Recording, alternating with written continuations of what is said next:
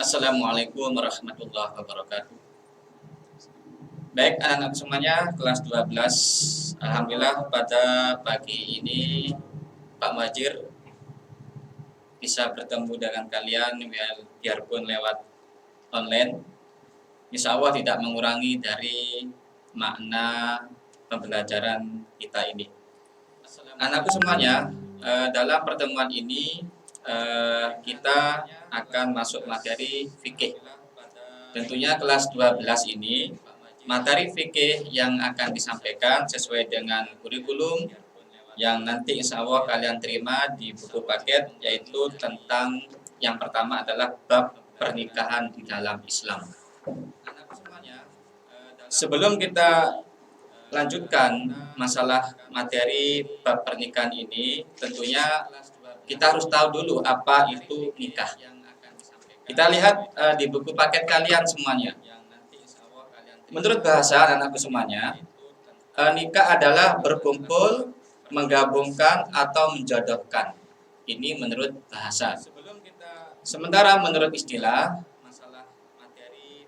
ikatan lahir dan batin antara seseorang laki-laki dengan seorang perempuan untuk hidup bersama dalam suatu rumah tangga untuk mendapatkan keturunan yang dilaksanakan menurut ketentuan syariat Islam. Ini tujuan pengertian dari pernikahan sebagaimana yang telah ditentukan di dalam Islam. Jadi anak-anak semuanya, ternyata pernikahan yang diharapkan dari Islam itu bukan saja menjodohkan, tapi punya misi, punya nilai yang murni, punya nilai yang luhur di dalam ibadah kita, tentunya dalam rangka untuk mendekatkan diri kita kepada Allah. Baik, nanti untuk tujuan-tujuan yang lain tentunya Pak Majir akan menyampaikan secara panjang lebar. Mudah-mudahan nanti waktunya cukup, yang singkat ini. Yang kedua, kita masuk kepada hukum dari pernikahan. Di dalam Al-Quran surat An-Nisa ayat 1, ini ayatnya panjang, ini Pak Majir akan menyampaikan terjemahan saja. Bismillahirrahmanirrahim. Wahai sekalian manusia, bertakwalah kepada Tuhanmu yang telah menciptakan kamu dari seorang diri, dan daripadanya Allah menciptakan istrinya, dan daripada keduanya Allah memperkembangkan biakan laki-laki dan perempuan yang banyak. Dan bertakwalah kepada Allah yang dengan mempergunakan namanya kamu saling meminta satu sama lain, dan peliharalah hubungan silaturahim, sesungguhnya Allah selalu menjaga dan mengawasi kamu. Ini anak-anak, kesimpulannya adalah Allah sudah menyiapkan kita semuanya saling berpasang-pasangan. Dalam hadis yang lain juga disebutkan,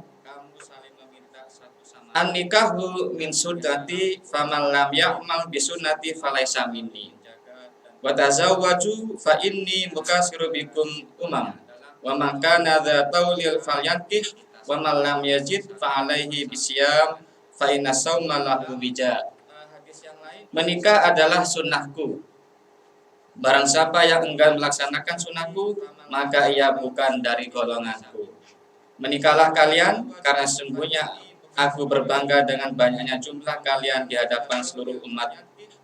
Barang siapa memiliki kemampuan untuk menikah, maka menikahlah. Dan barang siapa yang belum mampu, hendaklah ia berpuasa, karena puasa itu adalah perisai baginya. Ini hadis terdapat di dalam riwayat Ibnu Majah dari Aisyah. Jadi anak-anakku semuanya, ternyata pernikahan di dalam Islam itu sudah lama dianjurkan di dalam Islam. Bahkan sebelum Islam pun juga sudah ada tuntunan-tuntunan di dalam pernikahan. Sebelum agama Islam yang sampaikan Rasulullah, itu juga yang namanya pernikahan sudah ada ketentuan-ketentuan dari sebelumnya. Untuk itu, mari kita melihat ternyata di dalam fikih Islam, pernikahan atau hukum nikah itu bermacam-macam di sini. Ini sampai ada nikah wajib, ada nikah hukumnya sunnah, ada nikah hukumnya mubah, ada yang haram, ada yang makruh.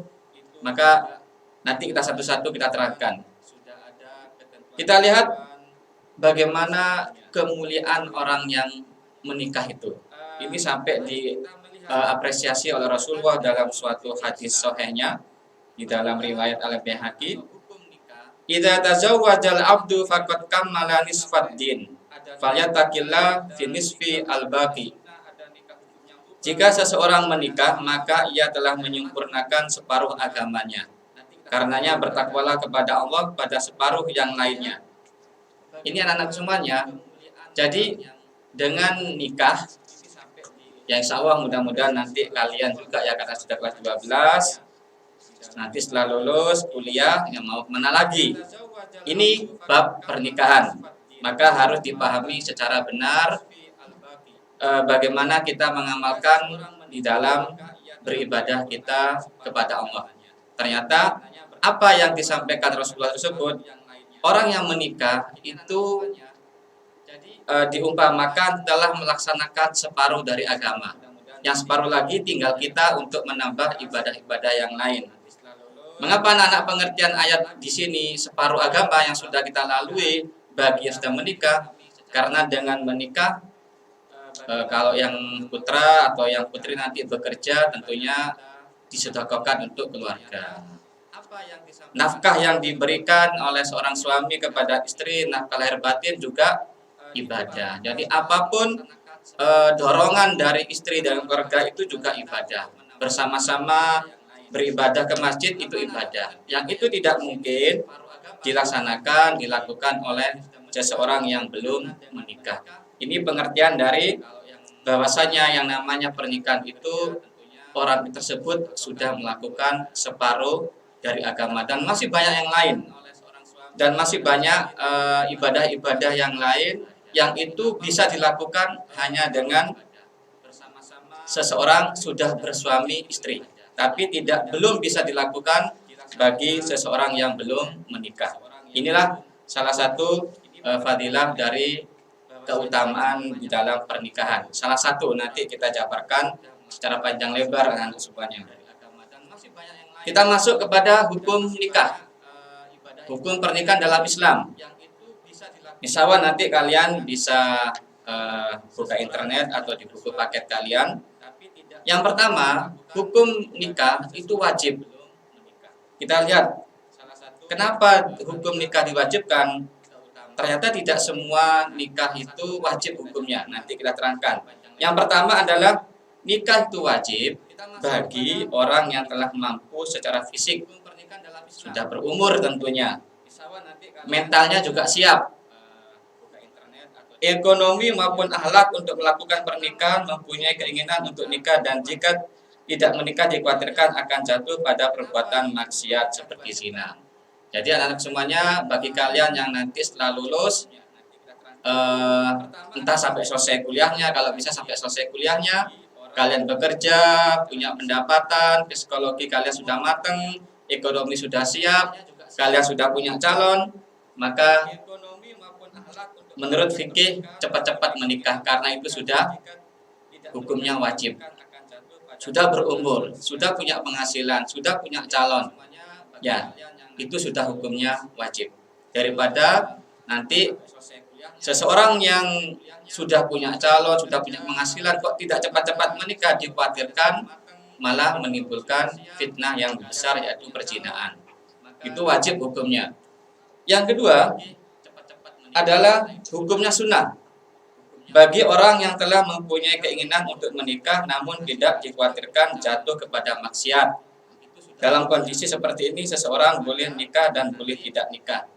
Jadi kriteria dinamakan hukum nikah sunnah, mental sudah siap, umur sudah siap, ekonomi sudah siap.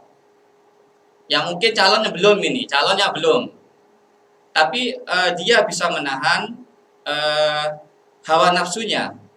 Nanti ajalah saya masih belajar, masih ingin kuliah lebih tinggi lagi, ingin memantapkan lagi sampai S1, S2. Nah, kalau posisi seperti ini bisa menahan hawa nafsu, biarpun sudah punya penghasilan, sudah matang, karena ingin pendidikan lebih tinggi, maka hukumnya sunnah. Jadi ada faktor yang punya alasan bagi kalian ingin menuntut ilmu lebih tinggi. Ini hukumnya adalah sunnah. Yang ketiga, anak-anakku semuanya, itu nikah itu hukumnya adalah mubah. Boleh nikah, boleh tidak. Yaitu bagi orang yang mampu aman dari fitnah tapi tidak memiliki syahwat, seperti orang impoten dan lanjut usia. Ini boleh nikah, boleh tidak. Misalnya ini bisa digambarkan, sudah diberikan pengertian hukum nikah mubah itu seorang laki-laki yang tidak punya syahwat, seorang laki-laki yang memang impoten, atau memang ada kecelakaan yang dialami oleh laki-laki tersebut sehingga tidak bisa untuk melaksanakan nikah secara sempurna, maka ini boleh hukumnya mubah. Bagi laki-laki yang seperti ini, anak-anakku semuanya, kalau punya keinginan menikah, maka harus terus terang kepada calon istri. Jadi harus terus terang kepada calon istri, kalau misalnya saya seperti ini kondisinya, apakah masih berminat, apakah masih berkenan, terus terang seperti itu disampaikan. Jangan sampai anak-anak semuanya laki-laki punya cacat fisik, tetapi kepingin menikah, malah nanti menimbulkan keluarga yang tidak harmonis. Yang keempat, hukum nikah adalah haram. Kita lihat, bagi orang yang memiliki keyakinan bahwa dirinya tidak akan mampu melaksanakan kewajibannya, seperti tidak mampu memenuhi kewajibannya sebagai suami. Ini nikah haram hukumnya ini. Tidak bekerja, fisiknya juga belum matang, terus apalagi hal-hal yang untuk menunjukkan membentuk keluarga yang sakinah mawaddah tidak bisa terwujud, maka nikah seperti ini haram. Nikah seperti ini hukumnya adalah haram. Ini anak semuanya, maka kalian masih kelas 12, masih seumur SMA, tahan nikah itu. Jangan sampai ada yang nikahnya karena terpaksa. Ini tidak benar ini. Ini kalian di SMA Muhammadiyah Bantul, insya Allah kalian sudah bisa menjaga diri, jangan sampai terjerumus. Karena kalian saat ini masih belum mampu, nafkah belum mampu, secara psikis juga belum mampu, belum matang. Apalagi masa depan kalian masih panjang, ingin kuliah, belum bekerja, misalnya ingin bekerja, maka kalau pernikahan itu dipaksakan, maka pernikahan itu menimbulkan keharaman. Karena nanti dikhawatirkan tidak menimbulkan suatu keharmonisan bagi keluarga, bahkan nanti akan menyusahkan bagi istri kalian. Nah, ini yang tidak dibenarkan di dalam Islam. Yang terakhir anak-anak semuanya, yaitu yang kelima, nikah itu hukumnya makruh. Bagi orang yang mampu nikah tetapi khawatir akan menyakiti wanita yang akan dinikahinya atau menzalimi hak-hak istri dan buruknya pergaulan yang dia miliki dalam mempunyai hak-hak manusia, atau tidak minat terhadap wanita dan tidak mengharapkan keturunan. Ini hampir sama anak-anak dengan hukum mubah. Jadi ada sedikit ini tipe laki-laki yang mungkin penakut ini ya. Nikah enggak. Nanti kalau nikah bagaimana istriku, sementara fisik saya seperti ini, nanti bagaimana ekonomi, wong saya belum bekerja, apalagi punya kekurangan fisik, kekurangan apapun. Maka kalau menurut kalian ada seseorang seperti ini, ya sudahlah, nggak usah menikah lah. Karena kalau menikah pun nanti malah menimbulkan kesusahan bagi istrinya.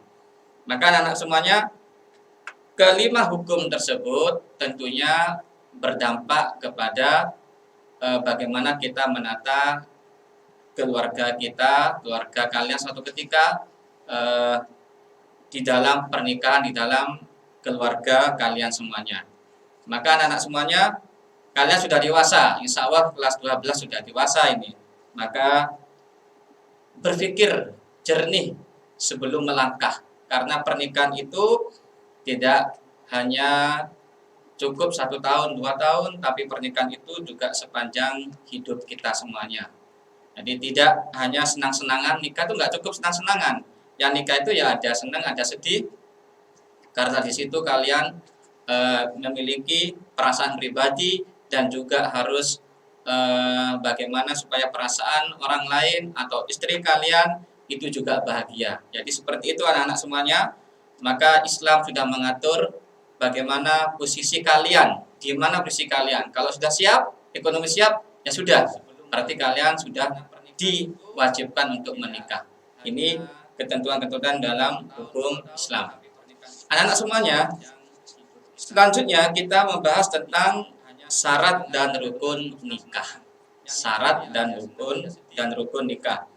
Kita lihat menurut kesepakatan para ulama, anak semuanya, rukun nikah ada 5 macam. Rukun nikah ada 5 macam, yaitu calon suami, calon istri, wali, 2 orang saksi, dan ijab kabul. Jadi ini salah satu adalah yang pertama adalah calon suami. Ini yang putri. Kalau sudah punya calon suami yang sudah siap, ya sudah, berarti rukun yang pertama terpenuhi. Jadi nanti calon suami itu kayak apa kriterianya? Nanti Pak Majir akan menyampaikan lebih panjang lagi. Pak Majir akan menyampaikan poin-poin saja. Yang pertama adalah calon suami. Yang kedua untuk yang putra, yang putra ini adalah calon istri. Harus punya calon istri, tidak boleh ingin menikah. Siapa ya istri saya? Nggak boleh. Harus ada calonnya. Harus ada calon istri yang siap untuk dinikahi. Ini yang bagi yang putra ini. Calon istri yang bagaimana? Di sini ada kriteria anak-anak semuanya. Ada kriterianya. Jadi ternyata dalam Islam itu ada kriteria untuk memilih istri. Ini sama dengan yang putri juga begitu, ada kriteria untuk memilih calon suami. Kita lihat dalam satu hadis riwayat Bukhari Muslim, anak-anak semuanya. Pak Majir terjemahkan. Wanita dinikahi karena 4 perkara. Karena hartanya, keturunannya, kecantikannya, dan agamanya. Maka pilihlah wanita yang taat beragama, niscaya engkau beruntung. Wah, kalau dapat 4 ini anak-anak, kalian sudah seperti hidup di surga di dunia ini. Sudah kaya, sudah keturunannya orang baik-baik, terus cantik lagi, terus agamanya bagus. Wah, ini rezeki kalian di dunia insya Allah sesuai dengan kriteria yang Rasulullah berikan kepada kita semuanya. Tapi anak-anak semuanya tentunya untuk mendapatkan 4 kriteria wanita tersebut berapa ya, banding berapa ya, mungkin 101 lah. Maka kalian lah yang menyempurnakan. Kalau ada yang akhlaknya baik, agamanya baik, tapi kok kurang dari segi ekonominya, kok mungkin ekonomi menengah ke bawah misalnya, maka kalianlah yang mencukupinya. Kalau misalnya ada yang akhlaknya baik, terus cantik, tapi keluarganya kok biasa ya, bukan keturunan pimpinan, bukan keturunan raja atau apa, kalianlah yang menjadi pemimpin yang terbaik bagi keluarga kalian itu. Jadi ini fungsi dari suami, menyempurnakan kekurangan dari kriteria 4 tersebut. Bagaimana Pak Majir kalau ini orangnya baik, ini hartanya banyak, ekonominya, orang tuanya bagus, keluarganya bagus, terus agamanya kepas-pasan ya gitu. Maka kalianlah yang menyempurnakan. Kalianlah yang menyempurnakan agamanya istri kalian tersebut. Jangan sampai anak-anak semuanya kekurangan dari istri, dari suami yang nanti suatu ketika kalian jalani, jangan sampai malah dibiarkan. Malah itu kekurangan kamu sudah saya maklumi. Kekurangan kamu sudah saya maklumi. Tidak seperti itu dalam keluarga anak-anak semuanya. Jadi kekurangan apapun, suami maupun istri saling melengkapi. Jangan malah kekurangan itu itu bawaannya. Tidak seperti itu, saling melengkapi. Karena apa anak-anak semuanya? Kesempurnaan keluarga itu juga ditopang oleh kalian sebagai suami atau kalian sebagai istri. Tidak ada pernikahan itu yang sempurna, saling menyempurnakan.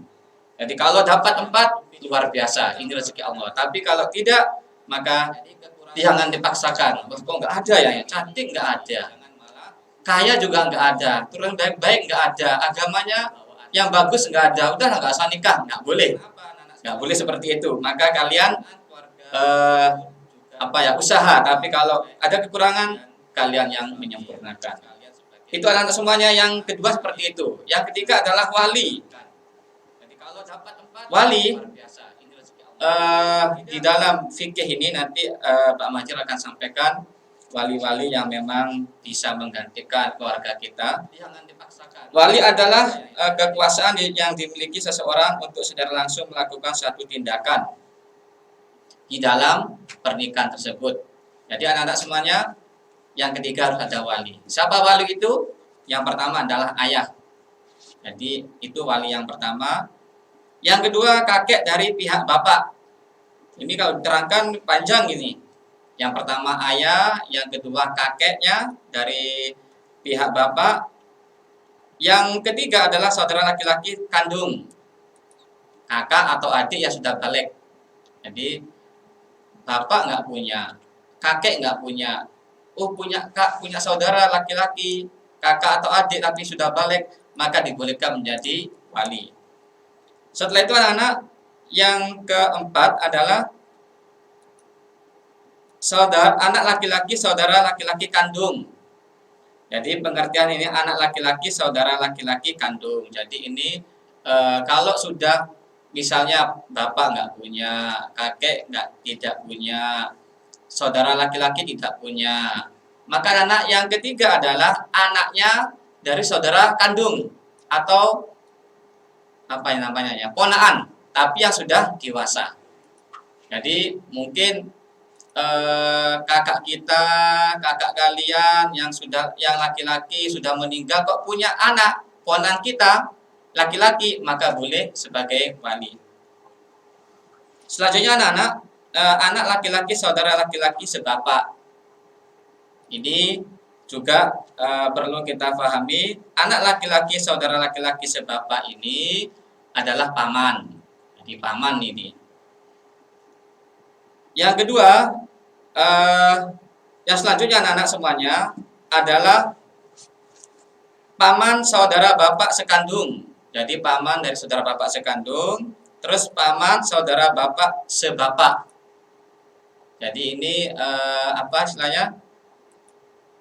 Dari paman dari ibu. Ini yang harus kalian pahami di situ.